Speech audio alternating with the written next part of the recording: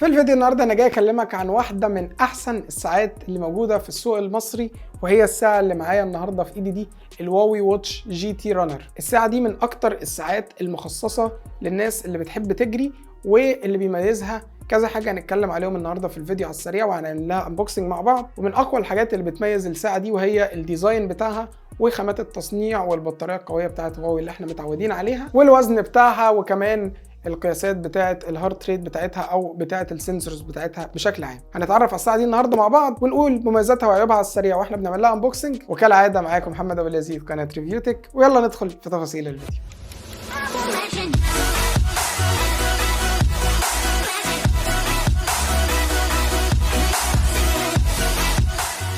اوكي، خليني النهارده بقى اتكلم معاك عن الواوي واتش جي تي رانر.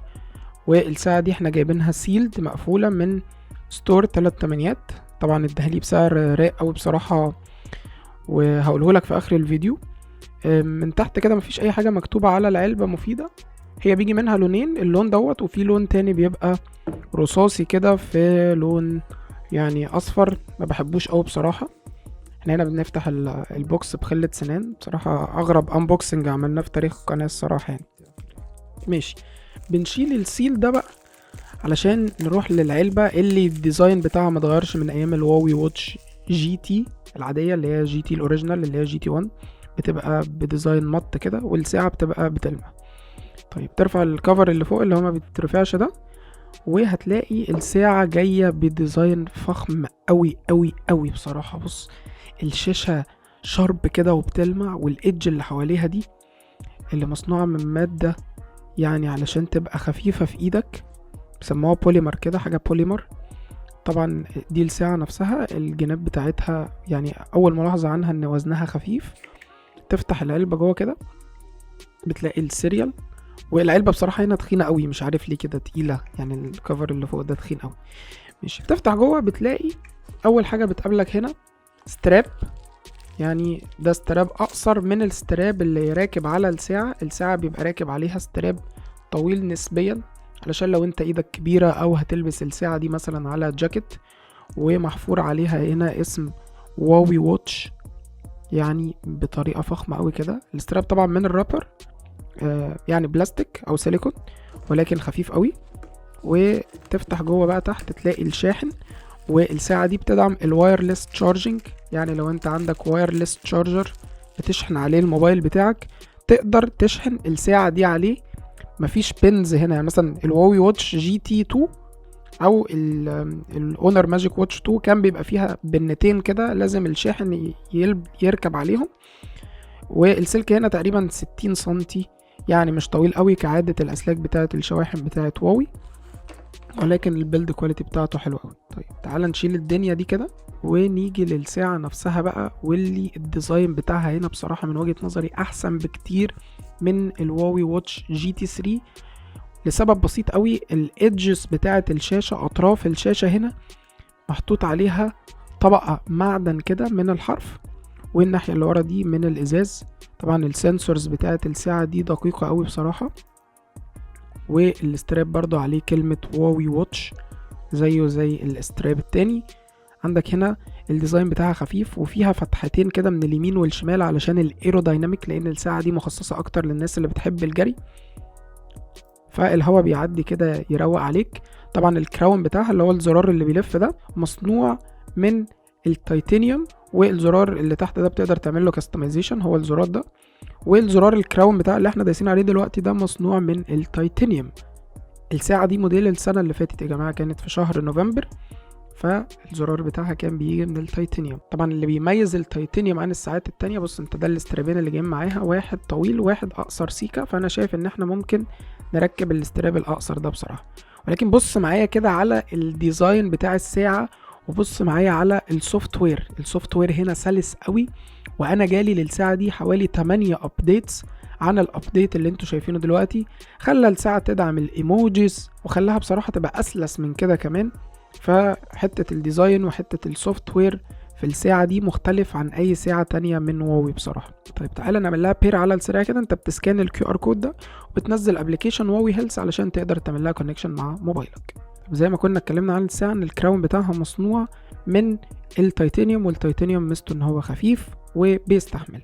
عندك هنا دي الواتش فيس، يعني نقول المين واتش فيس بتاعه الساعه. تقدر انت تتحكم في الساعه عن طريق السوايبس بايدك او عن طريق الكراون، ولما بتحركه بيحصل فايبريشن او هابتكس خفيفه كده في ايدك بتحسسك ان الكراون ده يعني بيتحرك فيزيكال كده، والاحساس بتاعه طبعا بريميوم قوي. الساعه شارب جدا، يعني بتحس باطراف الساعه الحاده، كمان بتحس بسقوعيه المعدن في ايدك بتاع الساعه. بصراحه جميل قوي.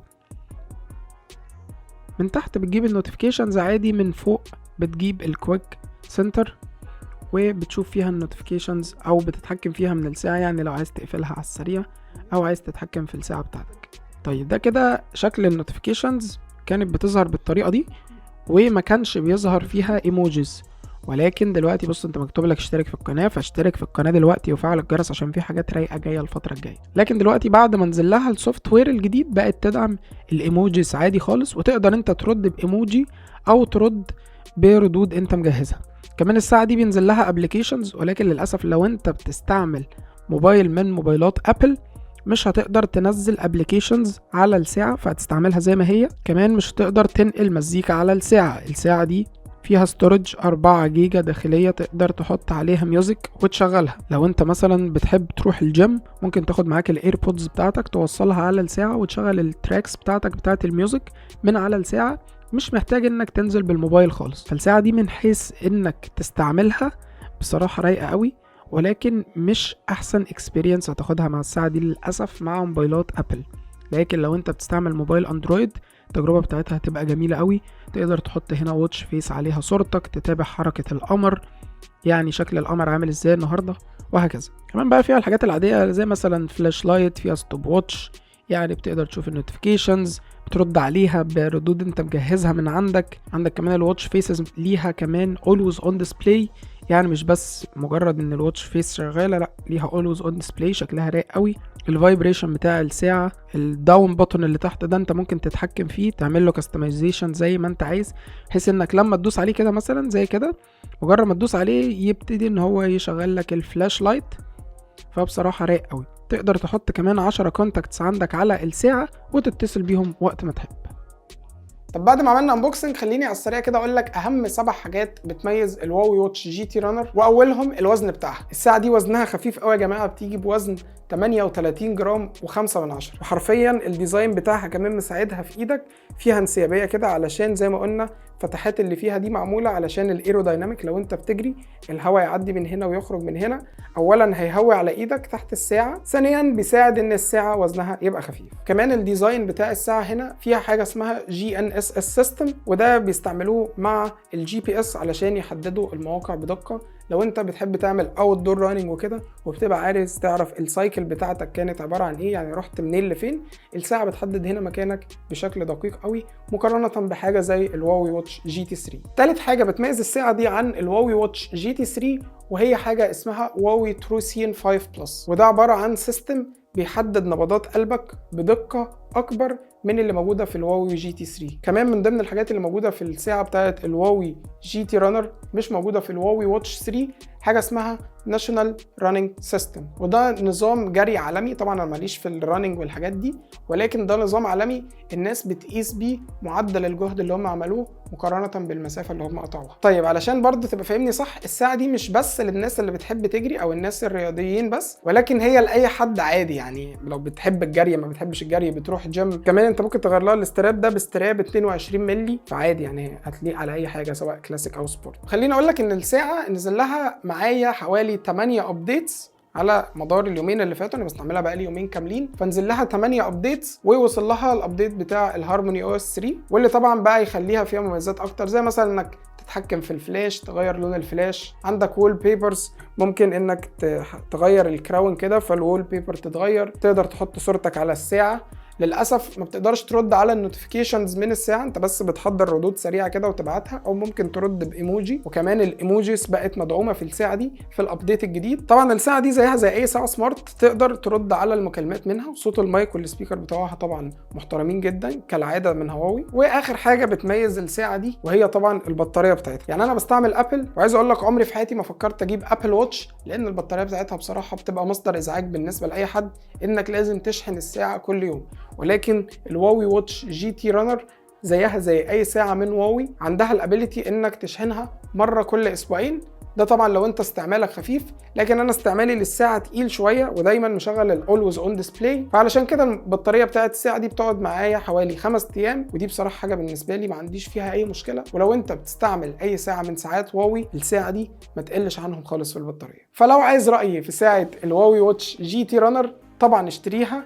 الساعة دي سعرها متفاوت من مكان للتاني، انا اشتريتها من 3 تمانيات ستور، ادهاني بسعر 5700 جنيه. بس انت ممكن لو ما لقيتهاش عنده كنت تلاقيها مثلا على نون ب 6000 6500. فتقييم للساعة اوفر اول اشتريها طبعا، وانصحك بيها بكل شيء. وبس كده، دي كانت كل حاجة معانا في فيديو النهارده. يا ريت لو الفيديو عجبكم ما تنسوش تعملوا لايك للفيديو، سبسكرايب في القناة وتفعلوا الجرس عشان اي فيديو جديد اول ما ينزل يوصل لكم على طول.